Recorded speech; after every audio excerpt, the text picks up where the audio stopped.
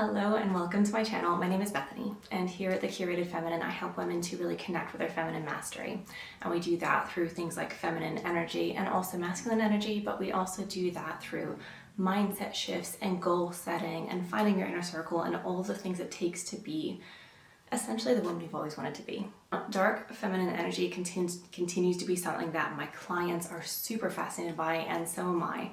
And there's a real reason for this. This has been trending for years, basically, especially due to TikTok, which is all fabulous, but it encompasses something much deeper. So it's easy to take it and kind of disregard it as like a trending topic.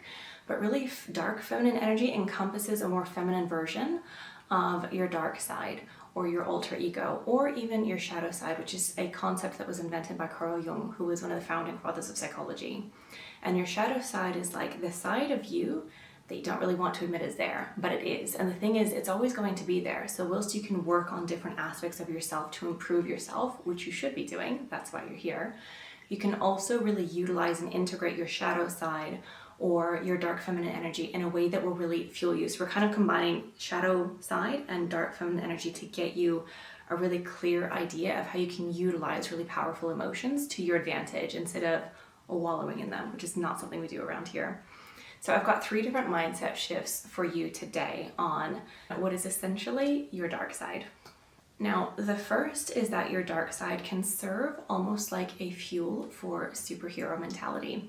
I rewatched Superman recently, which is this is the version with Henry Cavill, and it's absolutely brilliant.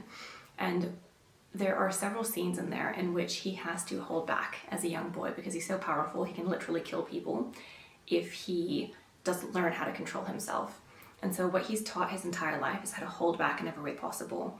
But what's really interesting, if you pay attention and you watch the movie from a psychological point of view, is as he learns how to integrate his power and his frustration and his need to really save people, as he integrates all of that together, that's when he truly becomes powerful.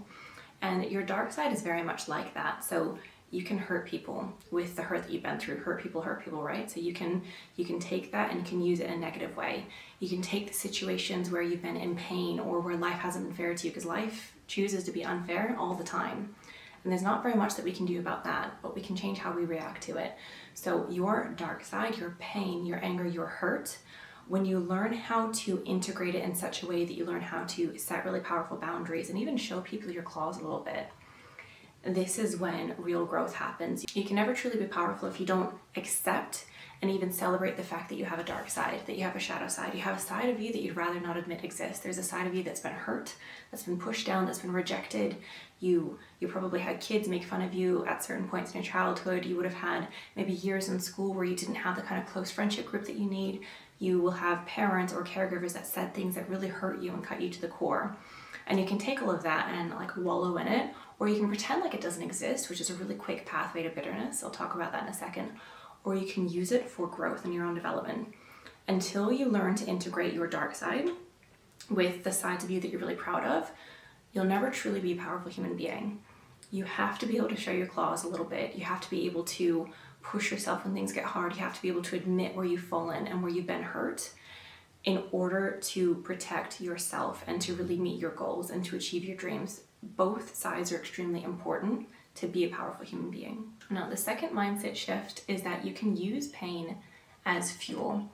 So you will have noticed a pattern in your life with certain people in your life, and it's that there are some that go through absolutely hellish circumstances and come out thriving because they choose to thrive. And there are some that went through equally painful circumstances and they never recover because they choose not to recover. They choose not to get the knowledge necessary in order to recover. They choose not to utilize their wisdom. And this is where using your pain as fuel comes into play. So every single time you have been hurt, rejected, told you're not good enough, told you're not worthy, even if it's in small ways, even if it's in ways that you convinced yourself of those things, so nobody else really quite said it, all of that pain can be used as fuel for growth, which is a really beautiful thing. And by using your pain as fuel, you also use it to really connect with others. So to give you an example, I experienced a year in my life where I had 7 different family members pass away all in the same year. And I was completing my psychology degree and I had a really little baby. My second daughter was just a year old. It was awful. It was my biological father. It was my aunt and her 3 children. They died in a house fire. It was my grandfather. It was like every time I turned around, there was another death in the family. And because my family's on the US and I live in Australia, I was flying back and forth each time this happened. And I could have easily turned that into a story about, forming really close relationships with people isn't safe because they'll just leave you. Or I could have used that as a form of abandonment and just thought, well, people just abandoned me, so what's the point? But instead I chose to use it as, this was painful and I know I can get through it. And with that newfound strength, I can do more incredible things than I was doing before. It doesn't take away the pain. It doesn't take away the fact that still when I see house fires on the news, I get teary-eyed. Like even now it hurts. But that pain is fuel and it's not a part of me that I want to get rid of. Would I change the circumstances if I could? Absolutely. I'd rather have those people here with me now, but because you cannot change the circumstances, you can't change the things that happen in your life or to you, you can change how you react to those circumstances. And that's what I mean by use your pain as fuel. When you view the things that you go through and you make it mean something, because you get to choose whether something means something. You can choose whether a death in the family or rejection or even abuse can lead to growth. You can choose to make meaning out of it. And when you choose to make meaning out of it, you're using that as fuel for a better future. And lastly, it's to use anger as growth. Now, I've spoken before about dark feminine energy, and I also have a course called Queen Energy that goes into all different forms of energetics, including masculine and feminine energy and dark feminine energy. So if you're really curious to deep dive into this, I'll leave a link below for you to purchase. But with dark feminine energy, rage is a part of dark feminine energy. And the reason it is a good thing and not a bad thing is rage in particular leads to change. So a woman who, and especially women, a lot of women were raised to be martyrs in a lot of ways. We were raised to give up too much and do too much for others and not talk so much about our feelings and needs. And times have really changed, but if you grew up even in the last generation, if you're a millennial like me, you probably saw that modeled for you. Even if you weren't told to do those things, you saw it modeled for you in the last generation. And what that leads to is bitterness. When you give up too much of yourself, when you don't take care of yourself, when you bend over backwards, when you let yourself, because it is letting yourself get taken advantage of by other people, you end up becoming very bitter and frustrated.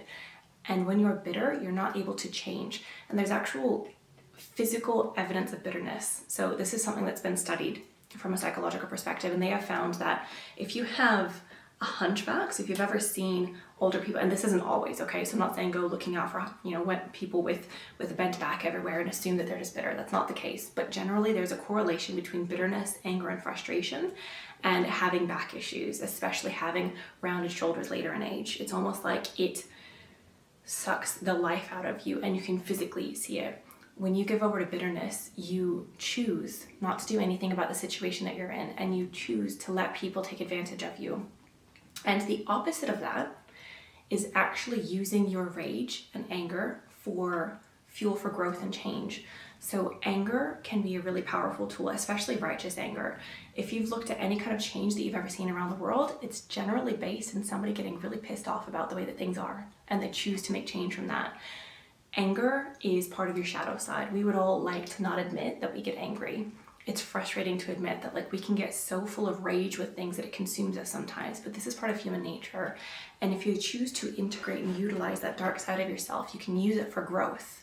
And this is what I mean by that first point with if you want superhuman capabilities, if you want to be somebody who creates change rapidly, if you want to be somebody who actually uses darkness, fear, and anger for growth, then you have to integrate these two things. If you choose to walk through life as if everything is happy and positive and beautiful all the time, you miss out on all of the huge growth that you can experience through looking at your dark side. And you can see this in alter egos that different celebrities develop. So for example, Beyonce for a long time had, I don't even know if she still does anymore, but she had an alter ego that she would bring out for increased kind of anger and sensuality and all of these kind of shadow sides of being a woman. And same with Kobe Bryant.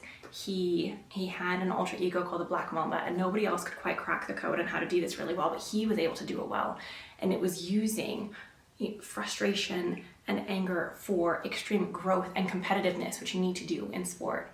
So by acknowledging that those sides of them exist and then choosing to integrate it with who they are, they were able to achieve massive success. And this is something that you can do too. And this is especially important for women. So everything that I teach here has some kind of a bent towards feminine energy. This is something that's really vital for women to learn how to use. A lot of men, and not so much nowadays because the world is changing rapidly and parenting styles change all the time, but for the last few generations, men were often taught how to use anger for righteousness or how to use anger to better yourself. This is not something that women necessarily were taught.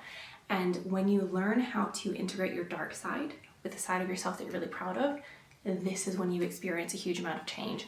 And for my women on here that have been really curious about feminine energy, this is a huge part of it. So when it comes to dark feminine energy, one of the first things I suggest if you're curious about really connecting with that is like put on a sexy outfit and put on a song that really pumps you up, because even though that's on the shallow side of things, it creates an instant change.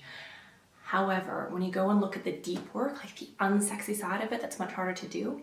It's integrating your shadow side. It's looking at the darkness beneath and choosing to use it for something good, for growth that betters yourself and the people around you.